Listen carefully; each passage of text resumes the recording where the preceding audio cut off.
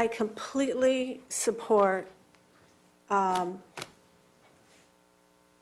to address the pit bull and overly aggressive dog situation. I'm with Steve. I think we ought to be putting more of our efforts toward trying to be able to do breed-specific legislation in the city. And I know that's not going to be popular with a lot of people. We've talked about it before. There'll be a lot of opposition to it. But I guess I would rather take the heat for that than support this, because this just doesn't, it's overly broad and doesn't solve the problem we're really trying to get at. I mean, I understand it's the best we could do to try and address the problem we want to solve, but this isn't going to solve it. They continue to go door to door. More and more people are going to feel like, what is government doing at my front door now, telling me to license my dog?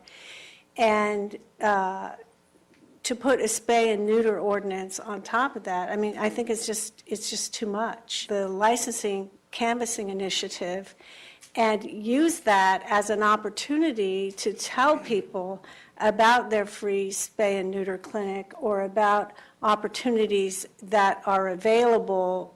You know, they can mention that it's encouraged or whatnot, but I think it's true that people with problem dogs, they're not going to license them, and they're not going to spay or neuter them. This just isn't going to get at the dog population that we want to reach. Regarding what Margaret McAustin said, it's interesting to me how she can say all that in response to a mandatory spay and neuter law for all dogs, and point out the flaws in it, which are very legitimate, and not recognize that those same flaws exist with mandatory spay and neuter laws for specific breeds. Because in Pasadena, there may be, 10,000 pit bulls, there may be 20,000 pit bulls, there may be 5,000. I don't know, but the point is, the law is still targeting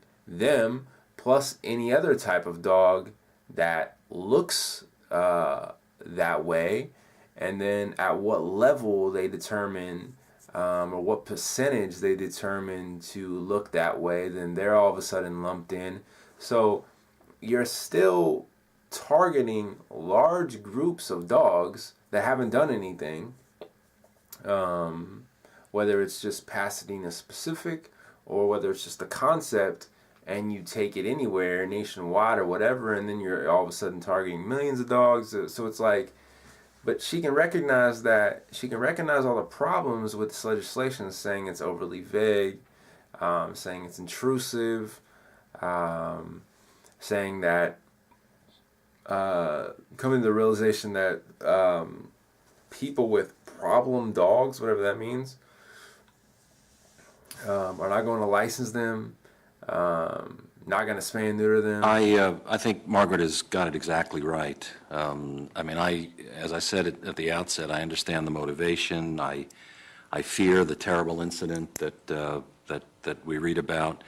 But in an effort to solve that problem, we have to come at it in an indirect way that I think is overbroad and does overreach. I'm persuaded by the correspondence we've received. I mean, it's late, but it's here, from responsible organizations and individuals.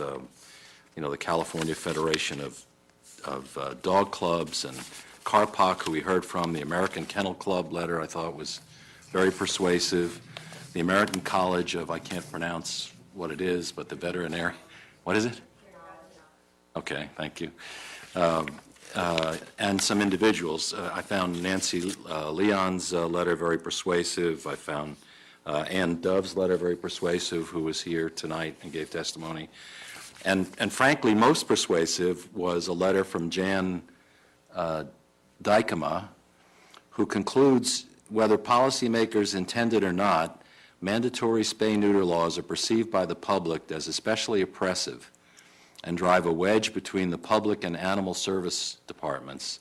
This perception reduces dog licensing rates, reduces dog licensing income, reduces return to owner rates, increases costs, and kills more dogs. I mean, I think that this is an intrusive, overly intrusive piece of business, and I think Margaret's exactly right, as usual, in terms of having the Humane Society complete this ambitious canvas, use it as an educational tool and process, which I think is going to get some pushback, particularly as it moves west across the city. And I think then we can talk about how to move toward addressing some of these issues, but featuring the educational aspect that everyone seems to think is most effective, including the Humane Society, and building that into this licensing program that's already underway. So I won't support the proposal. Vague and overreaching and overbroad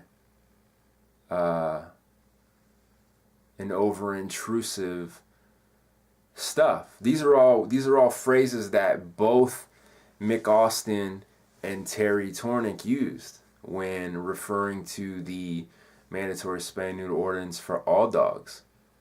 All those facets still apply for the same law for specific breeds, whether it be pit bulls or any other breed. It's still mandating the law upon a countless amount of dogs. Not dogs that have a track record of being bad in any way. It's just that you're pre-criming all those dogs and saying, well, they have a propensity to do this based on how they look, which is completely false, but that's what you're claiming. So all those dogs that look a certain way, we're going to do this first so they can't act out. I would just flip that and say, I would go, well, as a city council, you all are human beings. You physically are capable of murder. If you wanted to murder somebody, you could do it. We're all capable of murder, right? As people, we're all physically capable of harming another person. Does that make us murderers? Does that make, like, that? No, of course not. That doesn't make us murderers, man.